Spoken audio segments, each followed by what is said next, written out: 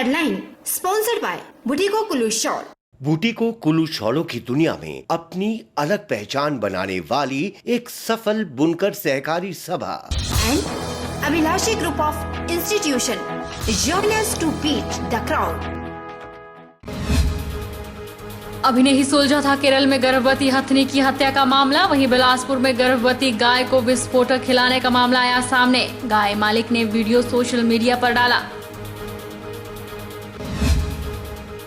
कांग्रेस पर बरसे मंडी संसदीय क्षेत्र के सांसद, बोले मुख्यमंत्री की छवि धूमिल करने के लिए कांग्रेस ढूंढती है नित नए आरोप। केंद्र से लेकर शिमला तक एक मत चली हुई है कांग्रेस नेताओं की मानसिकता।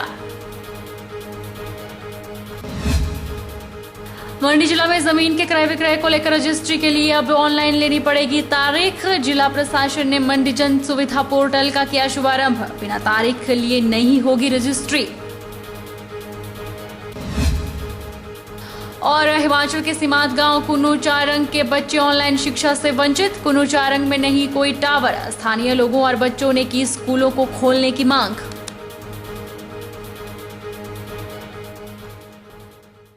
नमस्कार, आप देख रहे हैं आज 24/7। मैं हूं जनीशा। आखिर कब बेजुबानों पर अत्याचार कम होगा? अभी केरल में गर्भवती हथनी की हत्या का मामला सुलझा भी नहीं था कि हिमाचल प्रदेश में एक गाय को विस्फोटक खिलाकर उसे घायल करने का मामला सामने आया है। गाय को विस्फोटक खिलाकर घायल करने के बाद पशु मालिक गुरदयाल सिंह ने एक वीडियो बनाया है जो कि वायरल हो रहा है। पशु मालिक ने घर के पास ही रहने वाले एक व्यक्ति पर गाय को विस्फोटक खिलाने का आरोप लगाया है। वही वीडियो में गाय मालिक जख्मी गाय के साथ दिखाई दे रहा है। पुलिस ने इस संदर्भ में मामला दर्ज कर लिया है और इस मामले की गहनता से छानबीन की जा रही है। Number 64 dated 26/5/2020 under section 286 429 IPC and section 11 जो है क्रुएल्टी टू एनिमल्स एक्ट जो है वो दर्ज हुआ है, जिसका अन्वेषण जो है वो प्राथमिकता के आधार पे जो है पुलिस कर रही है। हमने मौका से कुछ जो है एग्जिबिट्स भी कब्जे में लिए हैं, जिनको हमने परीक्षण के लिए जो है फोरेंसिक साइंस लेबोरेटरी जो है वो भेज दिया है और जिसका परिणाम जो है वो शीघ्र ही आ जाएगा। आज मैंने घटनास्थल का निरीक्षण किया है और जो पीड़ित व्यक्ति हैं और साथ में यहाँ पंचायत भी आई हुई है, प्रधान और वार्ड मेंबर वगैरह सबके साथ जो है वो यहाँ स्थिति का जायजा लिया है और इसमें हम पूरी कोशिश करेंगे कि यदि इसमें किसी का कोई फॉल प्ले है और घटना में जो कोई यदि संलिप्त है तो उसके खिलाफ जो है वो कड़ी कानूनी कार्रवाई जो है वो की जाएगी। आम जनता से अपील है कि इसको जो है कोई सांप्रदायिक रंग ना दें और जो है वो शांति बनाए रखें, क्योंकि जांच का विषय है। पुलिस अपना कार्रवाई जो है वो तत्परता से कर रही है। कांग्रेस पार्टी के नेता आरोप ढूंढते हैं कि कौन कौन से आरोप लगाए जाएं जिससे मुख्यमंत्री जयराम ठाकुर की छवि धूमिल हो। कांग्रेस की मानसिकता केंद्र से लेकर शिमला तक एक मत चली हुई है, यह कहना है मंडी संसदीय क्षेत्र के सांसद रामस्वरूप शर्मा का। पत्रकारों से बात करते हुए उन्होंने कहा कि पहले पटवारी परीक्षा में धांधली का आरोप लगाया और कोर्ट में निर्णय सरकार के पक्ष में आया और अब वेंटिलेटर घोटाले के आरोप लगाए जा रहे हैं। मंडी संसदीय क्षेत्र के सांसद रामस्वरूप शर्मा ने कांग्रेस पार्टी को केंद्र से लेकर प्रदेश तक घेरा। उन्होंने कहा कि कांग्रेस में कोई अनुशासन नहीं है और मानसिकता केंद्र से लेकर प्रदेश तक एक जैसी चली आ रही है। कांग्रेस निराधार आरोप प्रदेश के मुख्यमंत्री जयराम ठाकुर पर लगा रही है। उन्होंने कहा कि कोरोना जैसी महामारी में अस्पताल में कोई कमी न रहे, इसको लेकर मुख्यमंत्री ने पूरा कार्य किया। प्रवासी मजदूरों को अपने घर भेजने और बाहर से लोगों को अपने घर लाने का कार्य भी किया, लेकिन कांग्रेस हर दिन नए नए आरोप लगा रही है। कांग्रेस पार्टी और कांग्रेस नेता आज हमारे प्रांत के मुख्यमंत्री जयराम ठाकुर जी कार्य प्रणाली के कारण जो जनहित में निर्णय ले रहे हैं, जो कोरोना महामारी से निपटने के लिए जो योजना उन्होंने बनाई है, वो सार्थक योजना बनाई है और पूरे देश में उसकी प्रशंसा हुई है। लेकिन कांग्रेस पार्टी के नेताओं को बुखलाहट हो रही है और वो नित्य नए नए आरोप लगा रहे हैं। वो ये आरोप ढूंढते हैं कि कौन सा आरोप लगाया जाए जिससे मुख्यमंत्री की छवि धूमिल हो और भारतीय जनता पार्टी के कार्यकर्ता निरुत्साहित हों। इसलिए उनकी जो मानसिकता है वो केंद्र से लेकर दिल्ली से लेकर शिमला तक एक मत से चली हुई है। रामस्वरूप ने कहा कि मुख्यमंत्री ने भूमि सुधार योजना का शुभारंभ कर महिलाओं को तोहफा दिया ताकि वे खेत को ठीक कर फसल सब्जी उगा सके। भूमि सुधार योजना सीएम साहब ने, मुख्यमंत्री जी ने उस योजना का शुभारंभ किया है और इसमें महिलाओं को महत्व दिया है कि अपनी खेती बाड़ी को, अपनी भूमि को 1 बीघा जमीन पर 1 लाख रुपये उनको दिए जाएंगे स्वयं सहायता समूह के माध्यम से, ताकि उस ज़मीन को ठीक कर सकें, उस ज़मीन में अच्छी फसलें बो सकें, सब्जियां बो सकें। 1 लाख की राशि उनको दी जाएगी उस खेत को ठीक करने के लिए। 1 बीघा पर 1 लाख, जिसकी 10 बीघे उसको 10 लाख। तो ये बहुत अच्छी योजना माननीय मुख्यमंत्री शुरू कर रखी है। मैं इसका भी आभार व्यक्त करता हूँ कि इस योजना से जहाँ महिलाओं का आत्मविश्वास बढ़ेगा, आत्मबल बढ़ेगा, वहीं हमारी खेती बाड़ी में हमारे किसानों, बागवानों को, हमारे जो स्वयं सहायता समूह थे जो लगातार महिला द्वारा संचालित किए जाते हैं, उन समूहों के माध्यम से एक नई क्रांति आएगी। जी हाँ, कुल्लू में 1 जून से निजी बसों को सड़कों पर दौड़ाना तो शुरू कर दिया गया है, लेकिन सवारियां न मिलने के चलते उनका धंधा चौपट होता जा रहा है। निजी बस संचालकों का मानना है कि अगर कुछ दिनों में सवारियां नहीं आई तो उन्हें दोबारा बसें खड़ी करनी पड़ सकती हैं। जिला कुल्लू के विभिन्न ग्रामीण रूटों पर निजी बस ऑपरेटरों ने 70 बस रूट शुरू किए थे, लेकिन कोरोना के मार के चलते लोग अपने घरों से बाहर नहीं निकल पा रहे हैं। नतीजा यह हुआ कि बसें खाली ही सड़कों पर दौड़ रही है। इसके चलते अब निजी बस ऑपरेटरों को बसों के खर्च निकालने भी मुश्किल हो गए हैं। इतना ही नहीं, मनाली से भूंतर तक निजी बस ऑपरेटरों को अड्डा फीस के नाम पर भी 200 खर्च करने पड़ रहे हैं, जो कि उनके लिए काफी मुश्किल है। निजी बस ऑपरेटरों की माने तो सरकार ने बसें चलाने के निर्देश जारी कर दिए, लेकिन उनके लिए कोई खास सहूलियत अभी तक नहीं मिल पा रही है।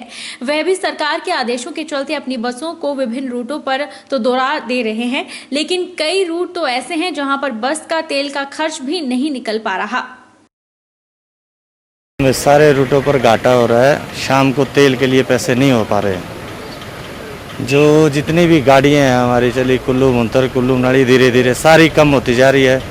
शुरू से 70-80 गाड़ियां चली थी, लेकिन अब धीरे धीरे सिर्फ 20 गाड़ियां रूट पे रह गई है।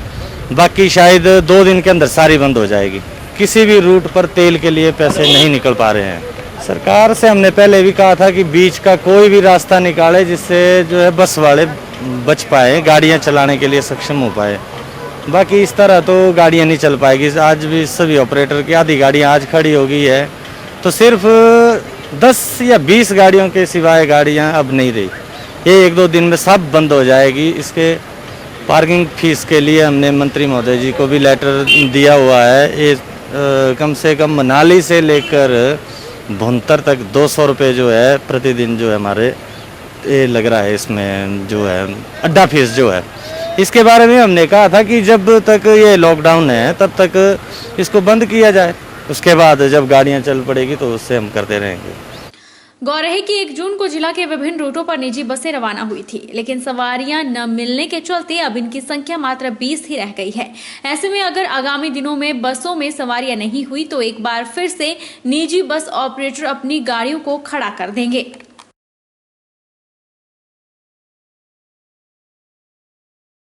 जिला चंबा के सलूणी की पुलिस चौकी संघणी के भवन निर्माण के लिए धनराशि मंजूर हो गई है।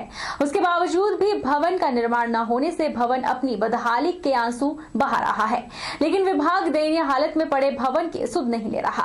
बता दें कि नए सिरे से निर्माण करने के लिए 1,80,000 रुपए स्वीकृत हुए हैं। संबंधित विभाग ने भवन निर्माण के लिए धनराशि लोक निर्माण के पास जमा करवा दी है।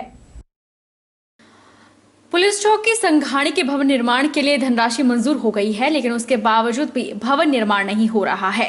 नए सिरे से निर्माण करने में लोक निर्माण को डिजाइन के मुताबिक भूमि कम पड़ने से भवन का कार्य अधर में लटका हुआ है। विभाग ने भवन को डिसमेंटल कर चौकी को एक आवासीय कमरे में रखा है। उस भवन की भी इतनी दयनीय हालत है कि खिड़कियों के शीशे टूट चुके हैं। उसके स्थान पर ठंडी हवा से बचने के लिए जवानों ने गत्ते लगा रखे हैं, जबकि फर्श उखड़ चुका है।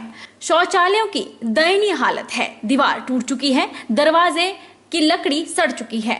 उसी भवन में दफ्तर और इसी में जवानों का मैस चल रहा है। एक कमरे में चौकी चलने से 5 पुलिस जवानों के साथ 30 एसपीओ को कार्य निपटाने में असुविधा हो रही है। वहीं मौसम साफ रहने के चलते बाहर प्रांगण में जैसे तैसे कार्य निपटा लेते हैं, लेकिन मौसम खराब होने में परेशानी झेलनी पड़ती है। जो पुराना भवन था वो पिछले 10 महीनों में डिसमेंटल किया गया था, लेकिन उसके बाद वहाँ नई कंस्ट्रक्शन नहीं की गई। इसके लिए हमने उच्च अधिकारियों से पत्राचार किया है और जैसे ही बजट मुहैया हो जाता है तो वहाँ भवन बना दिया जाएगा। लेकिन हमारे मुलाजिम पिछले 10 महीनों से एक ही कमरे में रह रहे हैं, उसी में ऑफिस चलाया हुआ है और वहीं खाना बनाते हैं। हालांकि उनको मुश्किल हो रही है, लेकिन जब तक बजट नहीं आता तब तक नए भवन का निर्माण नहीं किया जाएगा। और हमने इस भवन को बनाने के लिए पीडब्ल्यूडी को एक नक्शा दिया है, उस नक्शे के मुताबिक कंस्ट्रक्शन की जाएगी। बाकी जैसे ही उच्च अधिकारियों को निर्देश प्राप्त होते हैं भवन का काम शुरू कर दिया जाएगा। मंडी उपायुक्त ऋग्वेद ठाकुर ने जानकारी देते हुए बताया कि जिला में जमीन के क्रय विक्रय को लेकर करवाई जाने वाली रजिस्ट्री के लिए अब ऑनलाइन तारीख लेनी पड़ेगी। बिना तारीख लिए तहसीलदार कार्यालय आने पर कोई रजिस्ट्री नहीं होगी। इसके लिए आज मंडी जन सुविधा पोर्टल का शुभारंभ भी किया गया। उन्होंने कहा कि पंजीकरण की प्रक्रिया जैसे पहले थी वैसे ही चलती रहेगी, पर रजिस्ट्री करवाने के लिए तारीख पहले लेनी होगी। साथ ही जानकारी देनी होगी कि किस गाँव के हैं और कितने लोग आने वाले हैं। का जो कोविड-19 का बीमारी से और बाकी जो सिचुएशन चली हुई है, इसको देखते हुए रजिस्ट्रेशन की दृष्टि से जो इनिशिएटिव है कि मंडी जन सुविधा पोर्टल, एक पोर्टल आज आपके माध्यम से लॉन्च करने जा रहे हैं। इस पोर्टल में सबसे पहले फोकस रजिस्ट्रेशन पे रहेगा और रजिस्ट्रेशन में भी स्लॉट बुकिंग पे इसका फोकस रहेगा। रजिस्ट्रेशन की प्रक्रिया जैसे पहले थी वैसे ही चलती रहेगी, पर आज के ज़माने में जहां हम बहुत ज़्यादा एक तरफ क्राउडिंग नहीं चाह रहे कि बहुत सारे लोग इकट्ठा ऑफिस में आए, उस दृष्टि से स्लॉट बुकिंग की ये पोर्टल आज हम लॉन्च कर रहे हैं। इस स्लॉट बुकिंग के माध्यम से जो भी व्यक्ति अपनी रजिस्ट्रेशन करना चाहेगा वो पहले ही अपना स्लॉट बुक कर सकता है। अलग अलग दिन का 15 दिन का विंडो जो है वो हमारी खुली हुई है और जिसमें अलग अलग स्लॉट्स आइडेंटिफाई, एक ही घंटे के हमारे स्लॉट्स आइडेंटिफाई किए गए हैं, सुबह 10 बजे से लेकर शाम के 5 बजे तक। उसमें जहां पर भी तहसीलदार, नायब तहसीलदार की अवेलेबिलिटी है उसके अनुसार वो स्लॉट्स ओपन हैं और लोग अपना अपने स्लॉट्स बुक कर सकते हैं रजिस्ट्रेशन के लिए, जिसमें बहुत ज़्यादा डेटा उनसे अपेक्षित नहीं है। उसमें सिर्फ जिस गाँव के है वो चाहिए, जिस गाँव की लैंड की ट्रांजेक्शन करनी है और साथ में कितने लोग आने हैं, क्योंकि हमारा फोकस सोशल डिस्टेंसिंग के दृष्टि से लोगों पे है कि कितने लोग आएंगे, तो इकट्ठा बहुत ज्यादा लोग ना आए, इस दृष्टि से इस तरह की स्लॉटिंग इसमें की है। वक्त चला है ब्रेक का, ब्रेक के उस पार फॉर लौटेंगे।